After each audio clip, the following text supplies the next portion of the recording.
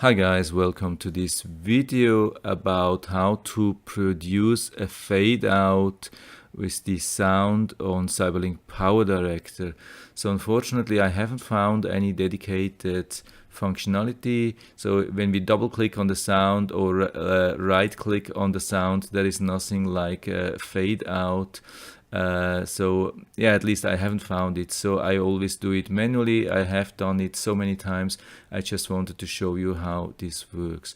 So what you need to do, usually we have to go to the very end of these tracks. Usually we can do this here, clicking behind the end, and usually it does it. For some strange reason it doesn't work today, of course, always when you want to do that. So I have to do it manually a little bit to adjust and find the very end of the clip, and it looks like it's around 57 seconds. This is what we need, the time at 57 seconds. So we go a little bit back, and I'm always choosing 5 seconds, so I deduct 5 seconds from the 57, so we get to 52. Here we are. Then we have to invoke this audio mixing room. We can click here or press F9, and so we get both channels here. So the audio 1, which is the track 1, and the audio 2, which represents the track 2. So what we need to add a point here where we can start the descent. So we just click here, and you can watch how it makes like a point here. So now I will click here, and have you seen there's a point now here.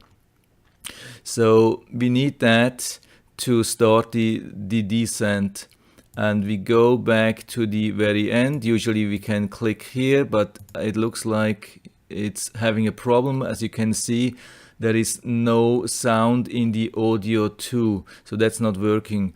So we have to go back with this previous frame, go back frame by frame until it shows the sound here. Can you see that? So when I go to right, there is no sound on audio 2. When I go left, so that's the very last frame which contains sound on audio track 2. That's important.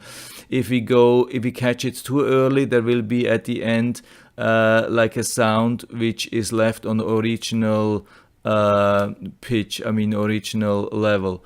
So okay, now here we are, and now we can drag it down to 0, and as you can see, it makes this fade out with the starting point we added 5 seconds before, and now it goes perfectly to 0 at the end, and we can listen to that.